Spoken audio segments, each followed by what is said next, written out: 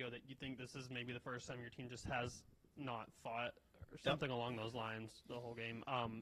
I guess coming off a bye week, how disappointing is that? Very. I watched most of the third quarter there where I thought the gist of it was, and there's going to be plenty of stuff for us to look at. I will go back. I obviously completely mismanaged the bye week. For us not to have energy is a failure on my part. Maybe too much time off. Maybe, I really wanted them to get a good start in class, which I'm not going to second guess that part. That part we need to get a good start in class. All of our kids have challenges academically, but we should have been way rested. We should have had more fight. Usually what happens after this is I find out it was something that has nothing to do with practice. So I will interrogate. I hate to use that word, but that's the word I'm going to use. I'll have to ask some questions. This group doesn't talk a lot, but there was something there in the way that I managed the week so that we don't make that. We'll have another bye game coming up. It'll be important to come off of that bye. But let me stop there and say Alabama makes you pay every time you make a mistake. And they did. They're a good team. They have a great team, in fact, this year. And every time you miss something up, it was a 3. Not a 2, but a 3. So, it got away from us there in some spots. And then, it's okay to get your head down a little bit, but it's the first time we've done it.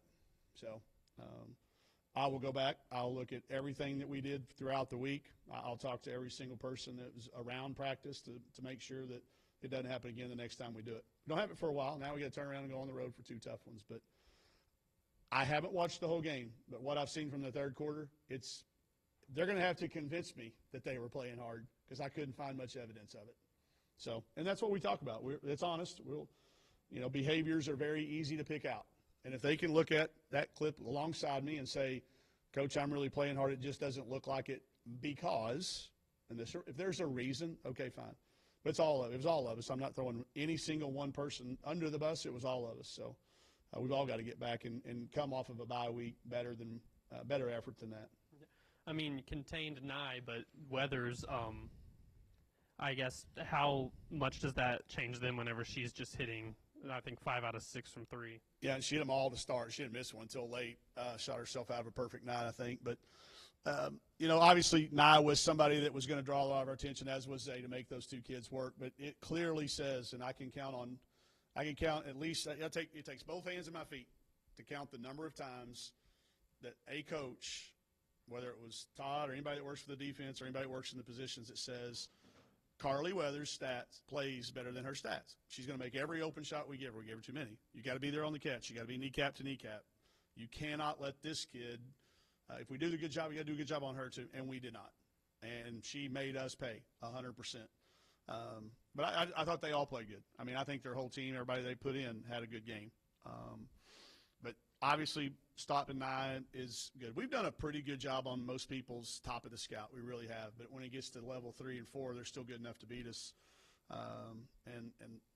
There was a little bit of, we tried to warn our kids. We got a lot of new kids, a lot of first time to play these people. There was this whole Sarah Ashley Barker playing. So we had to prepare for her because she's real close. I talked to her. She's real close to playing, so we had to prepare for her. Still part of our practice time. And I think when you see her in sweats, there's an immediate, she's not playing.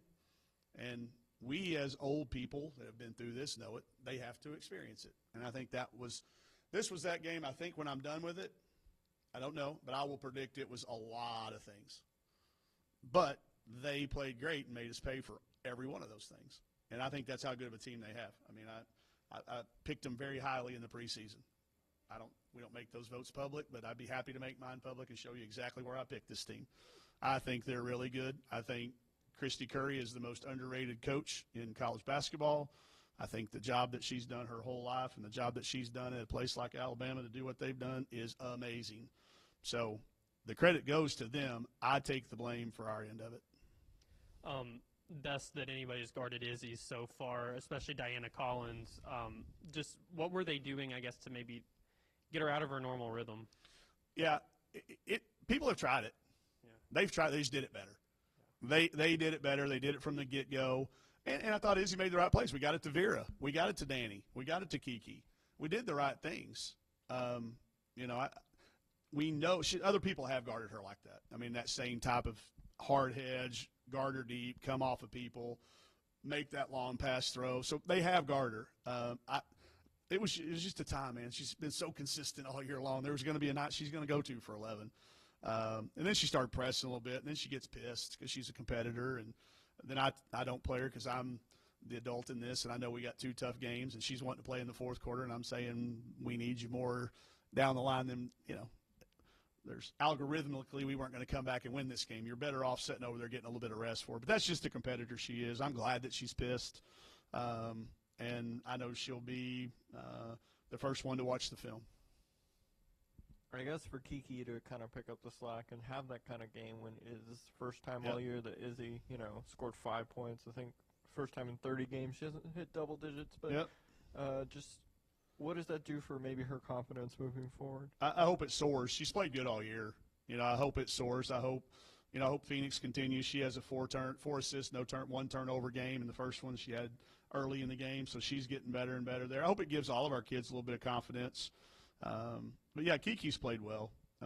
Obviously tonight I started putting the ball in her hands a little bit more.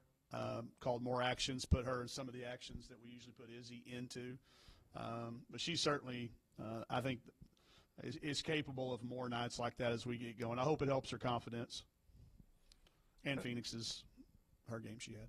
And then one kind of related to the game, I guess, when you have the group of international players like this, do they know much about Pat Summitt and kind of her legacy? And No, we had to do a lot of education, just like we did with John Wooden.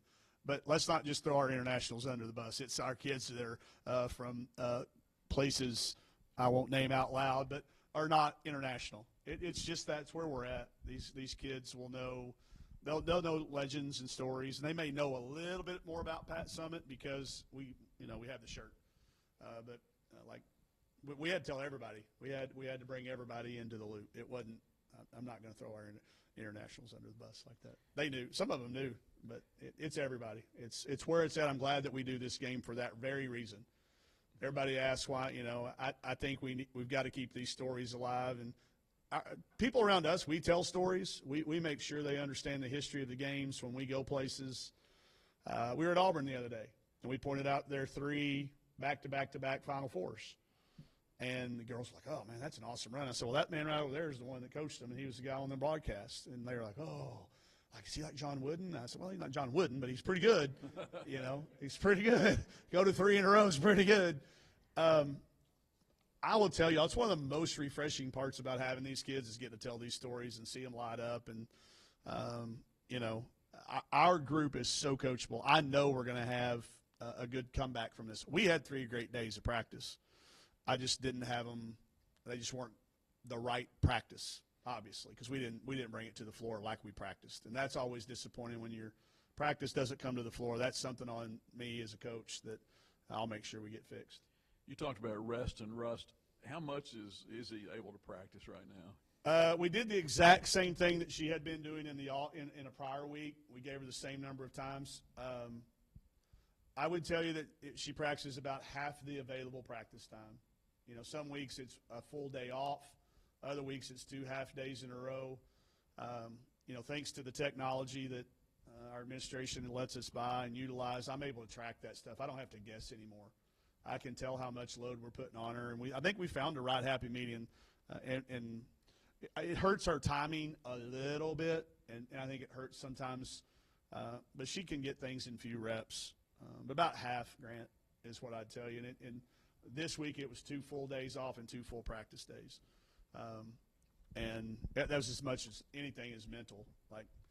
We relied on her. She needed a break mentally a little bit, and I think I'm not going to – I don't think what we did with her was the reason she went to – I just think it was a matter of law of large numbers. She's going to have a game that it doesn't fall. But not getting to the foul line, that's the thing, maybe they weren't fouling us. That's one thing people have not been able to do is keep her off the foul line. This is the first game people have been able to keep her off the foul line. So I will double check and make sure that it was maybe an outlier and not something that other teams can do to us because obviously that's a huge part. If she misses a jump shot, then she can get the foul line and see it go in a couple times. And then you make those next couple tough ones. So I just think she had to work so hard to get the 11 shots harder than normal.